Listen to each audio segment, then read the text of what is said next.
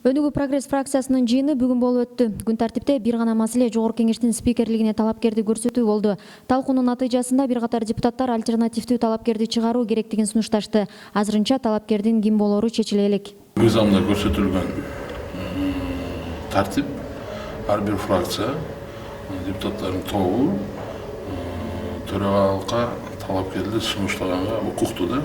Альтернатива болсун деген ой бул чыныгы баягы демократиялык принциптердин бир көрүнүшү да.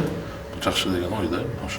Төраганы тандоодо бир канча талапкердин болушун КСДПчы Жанар Акаев да колдойт. Анын пикиринде шайлоонун альтернативдүү ыкма менен өтүшү саясий атаандаштыкты камсыздайт. Жалгыз адамга эми добуш беришет да көбүчө.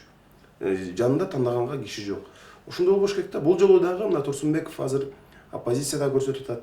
Социал-демократтар атамекен көрсөтүп атат. Бирок ошого карабастан кайсы бир партия дагы бир кандидат алып чыгып койсо, бул мындай демократиянын шарттарына дагы ылайык келет да, принциптерине. Альтернативдүү шайлоо дүйнөлүк саясаттагы тажрыйба. Ошондуктан Жогорку Кеңешке келген ар бир фракция жогорку саясий орунга өз талапкерин көрсөтүп, программалардын күрөшү болуп татыктуусу тандалат эле дейт саясаттануучу Марат Казакбаев.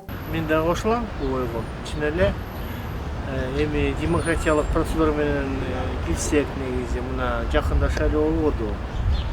Торобаев өнүгүү, анан кантса Кыргызстан альтернативдик шайлоо болду. Ошон үчүн ушундай эле болуш керек. Саясий салт деп коелу негизи. Ошон үчүн башка фракциялар лидерлери сөз түшүнүш керек. Буга чейин парламент спикерлигине коалиция Өнүгүү прогресс фракциясынын лидери Бакыт Төрөбаев менен Кыргызстан фракциясынын лидери Канат Исаевди көрсөткөн. Шайлоодо эки талапкер тең чыгып, төрага шайланбай калган. Социал-демократтар Чыныбай Турсунбековдун талапкерлигин көрсөтүп, аны атамекен Кыргызстан жана оппозициядагы республика ата журт колдой турганын билдиришкен.